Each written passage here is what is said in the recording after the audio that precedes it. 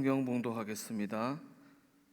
이사야 40장 27절부터 31절까지 말씀 교독하도록 하겠습니다. 이사야 40장 27절부터 31절까지 말씀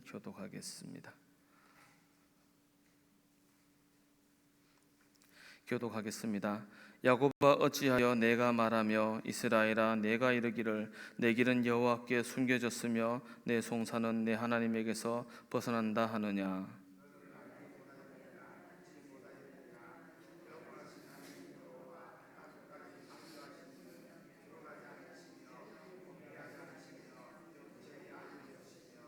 피곤한 자에게는 능력을 주시며 무능한 자에게는 힘을 다하시나니.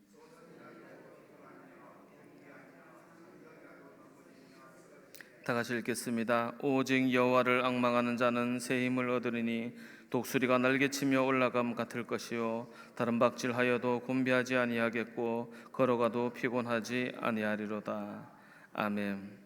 오늘도 인사하고 시작하겠습니다. 주님 안에서 사랑합니다. 주님 안에서 축복합니다. 하나님의 말씀이 우리 성도님 가정에 넘치시기를 축복합니다.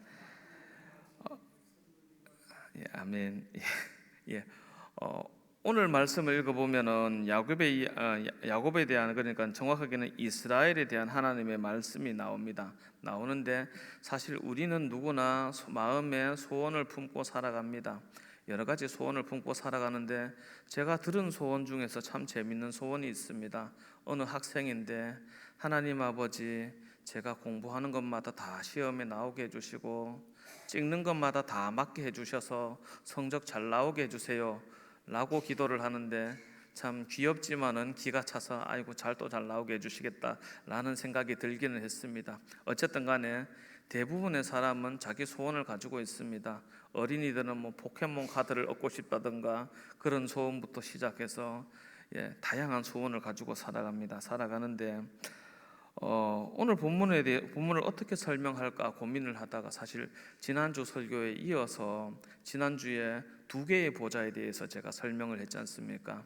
우시야 왕이 정말 나라를 잘 먹고 잘 살게 만들어줘서 백성들이 52년 동안 평안하게 잘 살았는데 그 우시야 왕이 죽던 해에 이사야가 부르심을 받다 보니까는 백성들의 마음이 참 심란할 때에 부르심을 받았는데 그때의 환상 중에서 하나님의 높이 들린 보좌를 보았고 참으로 소망을 두어야 할 것이 하나님의 보좌라는 말씀을 지난주에 수요 예배 시간에 제가 드렸는데 그러면은 우리가 그 높이 들린 보좌에 어떠한 소망을 가지고 어떠한 마음을 가지고 나아가야 할 것인가를 고민하다가 오늘 본문을 선택했습니다. 먼저 오늘 본문에 대해서 설명하기 전에 오늘 설교에 대해서 설명하기 전에 야곱에 대한 이야기를 좀 설명해야 될 것 같습니다. 야곱은 본래 이삭의 둘째 아들로 태어났습니다. 그런데 이 둘째 아들 야곱은 욕심이 있는 인물이었습니다. 그래서 늘 형이 가진 장자의 권리를 탐내는 인물이었습니다. 그래서 팥죽으로 형을 속인 적도 있고 결국에는 아버지를 속여서 장자의 축복을 훔쳐가버리고 그렇게 해서 분노한 형을 피해서 도망치는 것이 야곱의 인생 전반부였습니다. 잘못된 욕구입니다. 잘못된 소망입니다. 잘못된 것이기는 했지만 어쨌든 간에 야곱이 정말로 갖고 싶어 했다는 것만큼은 확실하게 알 것 같습니다. 이후에 야곱은 형의 분노를 사서 라반의 집으로 도망을 가는데 거기서 야곱은 다른 것을 탐하게 됩니다. 우리 성도님 잘 알고 계시는 것처럼 라헬을 사랑하게 됩니다. 라헬을 사랑해서 라헬을 얻기 위해 그 유명한 14년간의 봉사를 하게 됩니다. 원래는 7년이었지만 인류 최초의 결혼 사기 아닐까요? 이 정도 되면은 결혼 사기를 당해서 14년간을 섬기게 됩니다. 어찌됐든 간에 그것을 감수하고 원치 않은 2명의 아내를 얻고 11명의 아들을 낳습니다. 그렇게 해서 행복했느냐? 그렇지가 않았습니다. 야곱은 결국 라반에게서도 달아나야 했고 도망쳐왔던 형과 다시 대면해야만 했습니다. 그리고 그때에 하나님께서 야곱의 도움이 되어 주십니다. 그런데 말이죠, 시간을 다시 거꾸로 올라가서 야곱이 하나님을 원래 몰랐습니까? 야곱은 처음부터 하나님을 아는 사람이었습니다. 아는 사람이었는데 야곱의 행동 중에서 하나님을 아는 사람으로서의 행동이 어디에 나오나요? 안 나옵니다.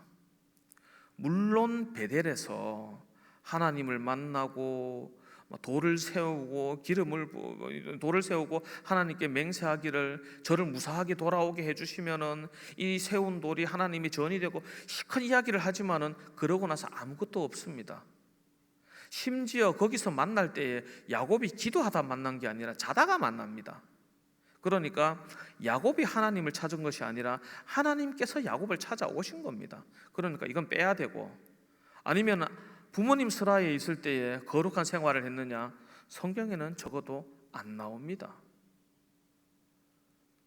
아버지가 그 이삭이고 할아버지가 그 유명한 아브라함인데 야곱은 믿음의 모습이 일절 드러나지 않습니다.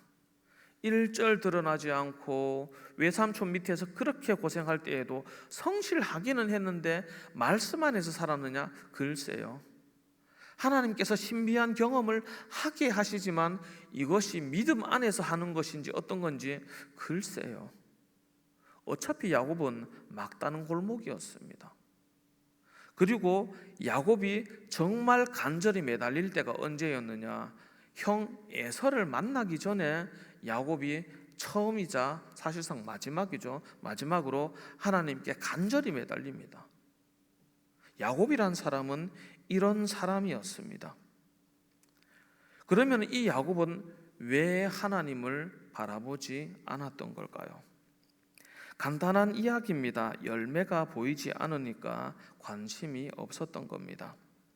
아버지의 집에 있을 때에는 보이는 것이, 물론 하나님을 섬기고 있었지만 야곱의 눈에 보이는 것은 형이 가지고 있는 권리였습니다. 장자로서의 권리, 우선권, 이런 것들이 너무 눈에 들어왔습니다. 그러니까 형이 가진 것을 빼앗고 싶어 했습니다.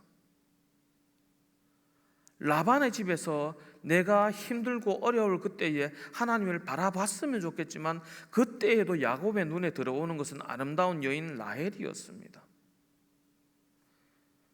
야곱은 당장의 눈으로 볼 수 있고 손으로 만질 수 있고 몸으로 체험할 수 있는 종류의 것을 정말로 사모했습니다. 사모했지만 하나님은 아버지를 통해서 듣기야 들었겠지만은 이야기 속의 하나님일 뿐이고, 주신다 해도 약속밖에 없고, 베델에서 하나님을 만나기는 만났지만은 육체적으로 체험할 뭔가가 없었지요. 없었고 만나고 나서도 야곱의 삶은 변하지 않았습니다. 근시안적인 시야를 가지고 그냥 열심히 하루하루를 살아나가는 인물이었습니다.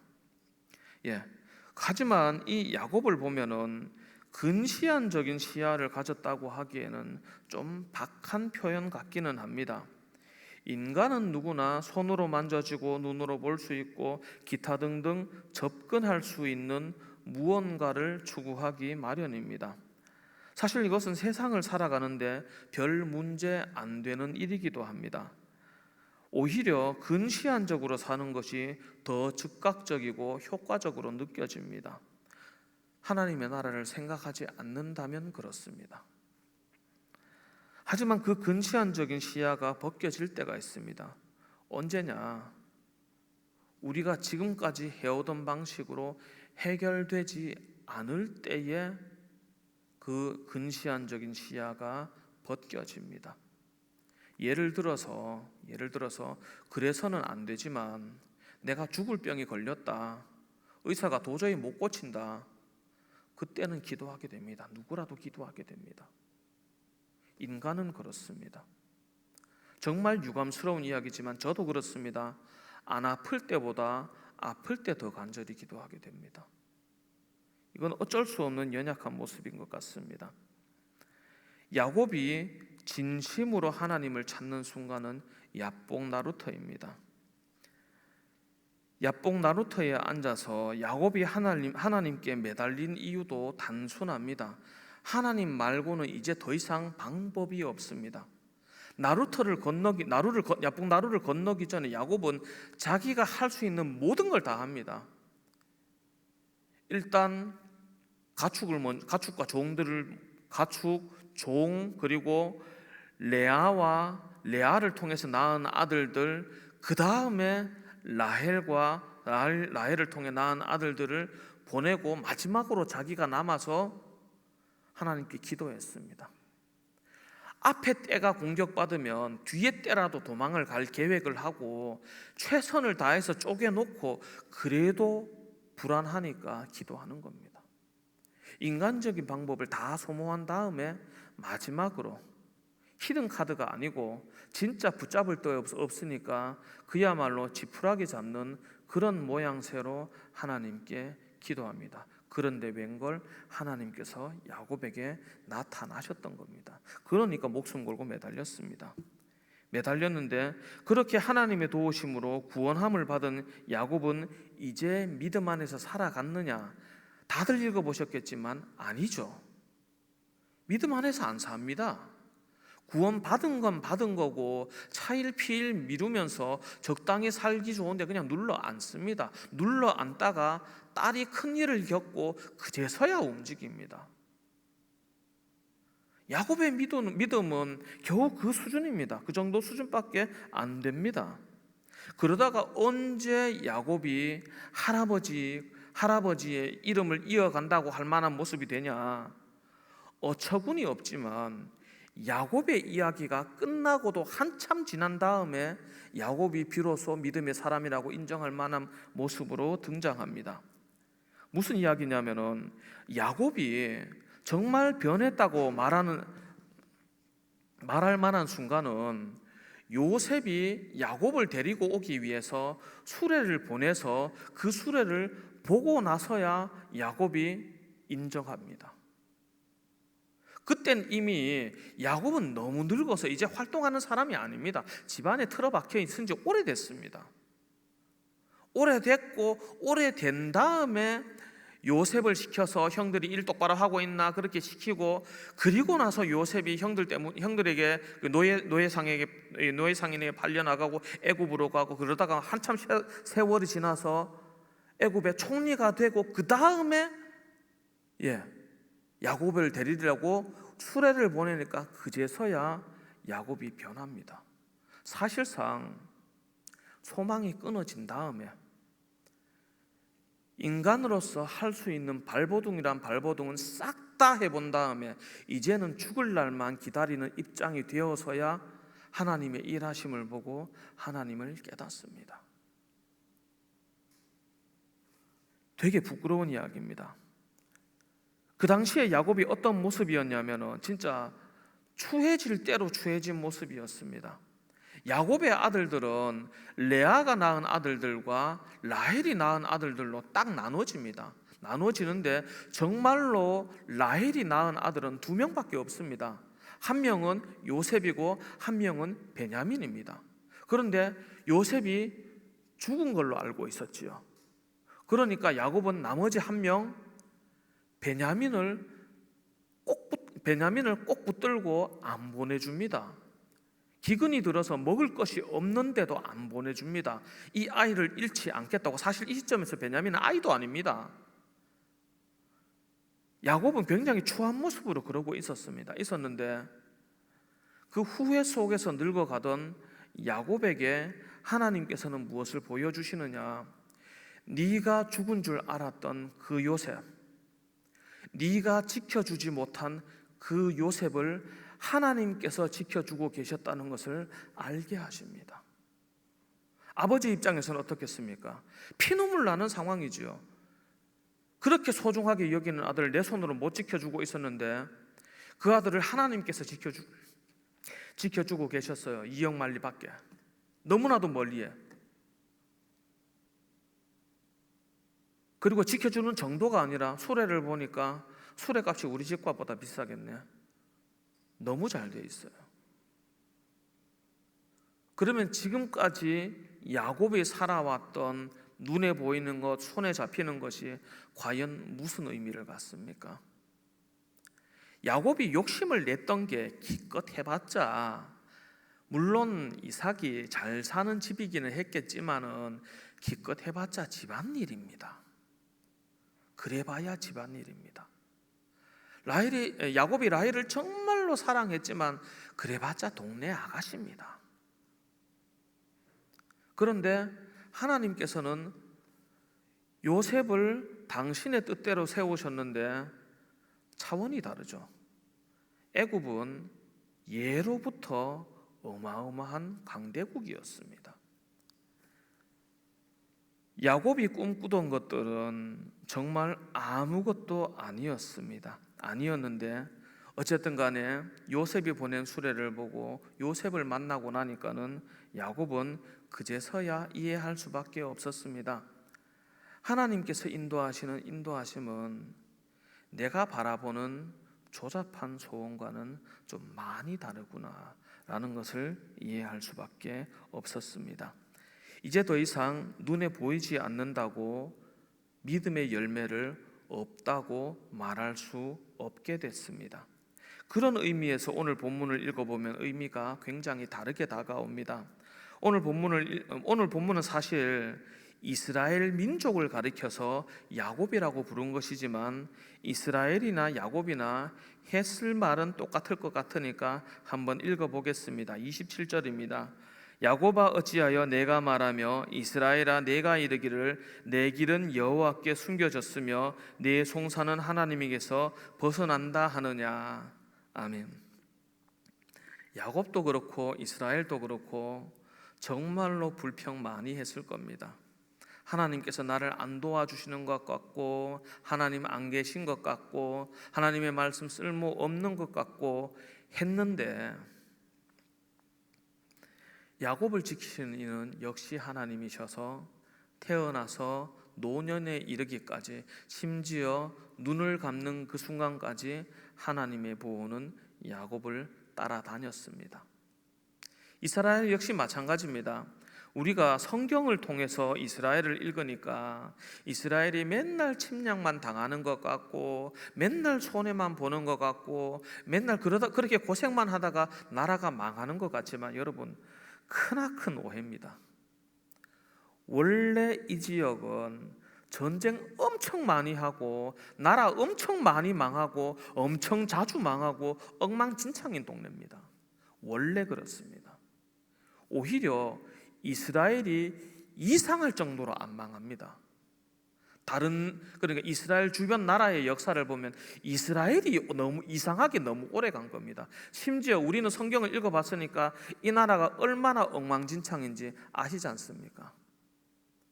큰 나라도 아니고 아래 위에 강대국이 항상 끼어 있고 세계 최초의 철기민족 히타이트, 남쪽에 그 유명한 이집트, 북쪽엔 그 유명한 시리아, 더 위로 올라가면은 그리스, 그 사이에 껴가지고 어떻게 살아남았는지 이해가 되지 않는데 웃기는 건 자기들끼리 지지고 볶으면서도 잘만 먹고 잘만 살아요. 그것도 오래오래.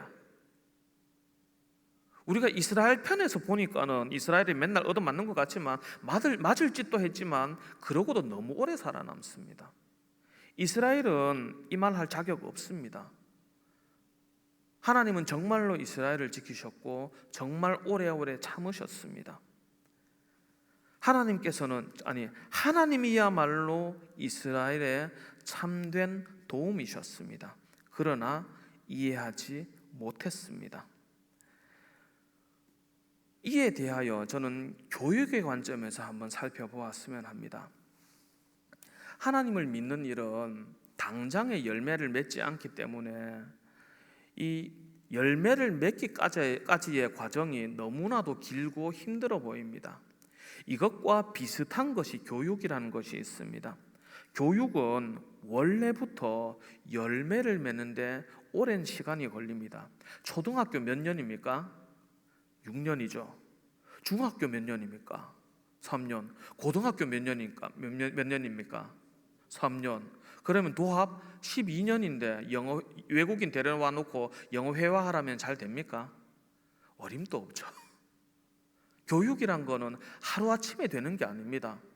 그리고 사실 우리나라는 모든 어린이를 어찌됐건 간에 학교에 보내지 않습니까? 보내는데 그 중에서 학교에서 배운 학문을 정말로 제대로 소화해서 정말 똘똘하다고 느끼는 아이가 전체 중에 반이 됩니까? 반의 반은요? 반의 반도 너무 큰 욕심이죠. 10분의 1은 어떻습니까? 10분의 1은 아슬아슬하게 되려나 모르겠는데 탁월한 사람은 어떻습니까? 한 학년에 한 명 있을까요? 그게 현실입니다. 교육이라는 것은 정말 쉬운 일이 아닙니다. 역사를 읽어보면 그렇습니다. 예로부터 위정자들은 교육의 가치를 알고 있었습니다. 알고 있었는데 백성들을 왜 안 가르쳤느냐? 너무 오래 걸리고 너무 많은 돈이 들어가고 너무 많은 시간을, 너무 많은 일꾼들을 공부시키는 데 묶어두려니까 나라가 감당이 안 되는 겁니다. 그래서 어떻게 했느냐? 우리 가문에서 제일 똘똘한 놈 몇 명만 쏙쏙 뽑아서 좋은 교사에게 보내서 유학을 시켰던 겁니다. 이 사람들은 교육의 가치를 알았습니다. 알았기 때문에 정말 뼈대 있는 집안은 가문에 교육 철학이 다 있습니다. 다 있는데 이 사람들은 지혜가 있기 때문에 그렇게 교육을 가르쳤지만 우리 가족이 아는 다른 백성들에 대해서는 냉담했습니다. 어차피 감당도 못하고. 그런데 그 열매는 확실했습니다. 이렇게 한 명, 두 명 키워내는 이 아이들이 나중에 뭐가 되냐면은 이 가문의 기둥이 되고 뼈대가 됩니다. 일꾼은 돈을 주고 데려와도 됩니다. 기술자도 돈을 주고 고용하면 됩니다. 정말 귀한 기술자면은 옛날엔 그랬죠. 딸을 주고 결혼시켜서 데릴 사이로 데려오면 됩니다. 그러면은 우리 귀족 가문의 한 가족이 되니까는 기꺼이 왔습니다. 이 정도는 다 해결이 됩니다. 해결이 되는데 가문의 앞일을 결정할 사람은 그럴 수가 없습니다. 그러니까 어떻게 하느냐? 교육을 시켰습니다. 어려서부터. 정말 열매 안 맺는 일 같았지만은 이거 없이는 우리 가문이라는 정체성을 유지할 방법이 사실상 없었습니다. 근데 말씀을 보십시오. 말씀 안에서 살아간다고 해서 혹시 힘이 세지십니까? 아닐 겁니다. 건강해지십니까? 아닐 겁니다. 말씀 안에서 혹시 이자가 더 많이 나오나요? 그것도 아닐 겁니다.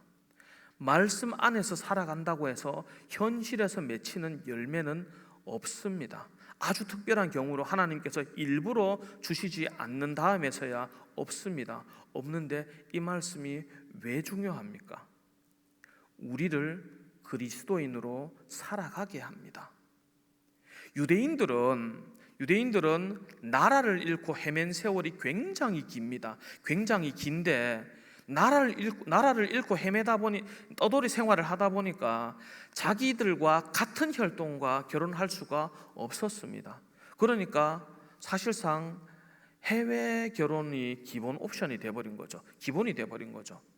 그러니까 며느리와 아들의 머리색이 다르고 피부색이 다른 것이 일상이 됐습니다. 그러니까 이것이 100년, 200년, 1000년 이렇게 넘어가 버리면은 사실상 혈통만 가지고 유대인이라고 말을 못하게 됩니다. 그러면 무엇으로 유대인을 따지느냐? 엄마가 유대인이냐를 묻습니다. 그러면 왜 엄마가 유대인이냐를 묻느냐? 엄마가 아기 때에 이 아이를 무릎 위에 앉혀놓고 말씀을 가르칩니다. 성경이 이 아이의 생각 속에 박혀 있느냐 아니냐로 유대인이냐 아니냐가 갈라집니다. 우리 그리스도인들은 어떻습니까? 다 성씨도 다르고, 사실 우리나라에서 성씨 가지고 혈통 따지는 것도 좀 웃기긴 합니다만은, 다 다른 집안 사람들이고 심지어는 예수님 믿은 지 얼마 안 된 사람, 저 같은 경우에는 제가 1세대입니다. 우리 집안에서. 예. 혈통으로 말할 수 없습니다. 없는데 왜 하나님의 백성입니까? 정답은 하나밖에 없습니다. 말씀입니다. 하나님의 말씀 안에서, 하나님 안에서 우리가 한 가족이 되었습니다. 다시 말씀으로 돌아와서 그렇습니다. 제 친구가 이런 말을 한 적이 있습니다. 예수가 밥 먹여주냐? 저는 목사니까 예수님께서 막 밥 먹여주시는 거 맞지요? 맞는데 이런 단순한 대답 말고 예수의 이름으로 우리에게 무엇이 주어지는지를 한번 생각해 봐야 됩니다. 지난주 설교에서 우시아의 보좌로 설명했던 세상의 것들은 일을 하면 받는 게 명확합니다. 하지만 하나님의 일은 그것이 불분명한 것 같습니다. 물론 그것이 도덕적이고 사랑이 있고 좋은 것이 굉장히 많은데 어쨌든 간에 소득은 영원입니다. 그래서 하나님을 떠나는 것이 자연스러워 보입니다. 그리고 야곱도 그렇게 했는데 하나님을 떠나려고 생각을 했는데 그 하나님께서는 야곱을 떠나지 않으시고 야곱의 인생을 주장하셨습니다. 우리는 하나님의 말씀 안에 있기 때문에 영원을 바라볼 수 있게 되었습니다. 세상 사람들이 하는 계산들 중에 중대한 계산 착오가 있습니다. 그게 뭐냐면은 이 세상을 기준으로 하나님을 믿는 믿음을 생각하면 이것은 마이너스 결론밖에 나오지 않습니다. 그러나 하나님의 나라를 계산에 넣으면은 이야기가 달라집니다. 저는 여러분에게 계산하지 말고 믿으라고 말하는 것이 아닙니다. 계산을 하고 싶다면 똑바로 하라는 말을 하고 있습니다. 하나님께서는 처음부터 하나님의 나라를 전제로 우리에게 말씀하고 계십니다. 그것이 전제입니다. 이 세상의 것은 그 밖의 것입니다. 어떤 사람이 묻습니다. 예수가 밥 먹여주냐? 기도가 무슨 도움이 되냐? 정직하게 살면 뭐가 남냐? 그러나 그 질문 속에 있는 문제가 이겁니다. 계산을 너무 짧게 한 겁니다. 똑똑한 사람은 내일을 계산합니다. 더 똑똑한 사람은 10년 뒤를 계산합니다. 그리고 제가 아까 언급했던 옛 가문들의 어른들은 다음 세대 혹은 100년 후를 예견하고 아이를 길렀습니다. 그렇다면 성도는 무엇을 계산해야 하겠습니까? 당연히 하나님의 나라를 계산해야 되겠습니다. 우리의 소망이 이 땅에 있다면은 우리의 육신이 무너질 때에 소망도 같이 끊어집니다. 아파 보신 분들 다들 아실 겁니다. 사람이 약해질 때에, 이러다가 진짜 죽겠다 싶을 때에 나머지 모든 것들이 싹 의미가 없어지지 않습니까? 그런 겁니다. 하나님께서 우리에게 천국을 약속하신 것은 우리가 도저히 어쩔 수 없는 일을 해결해 주고 시작하신 겁니다. 그렇기 때문에 지난주 설교 우시아의 보좌 말고 높이 들린 하나님의 보좌를 바라보라는 그 말씀에 이어서 우리가 이 땅이 아니라, 이 나라가 아니라 하나님의 나라를 바라보라는 말씀을 드리고 싶습니다. 그리하여서 우리가 연약하여질 때에, 우리에게서 소망이 끊어질 때에, 우리가 갈 바를 알지 못할 때에, 우리가 일생에 거쳐서 쌓아온 것들이 넘어지고 무너질 때에, 의미가 없어질 그때에, 그럼에도 불구하고 무슨 수를 써도 누가 와도 결코 무너뜨릴 수 없는 소망이 우리에게 약속되어 있음을 깨달아 알기를 원합니다. 그리하여 그 소망 안에서 승리하시는 우리 귀한 성도님들 되시기를 주님의 이름으로 축복합니다. 아멘. 잠시 기도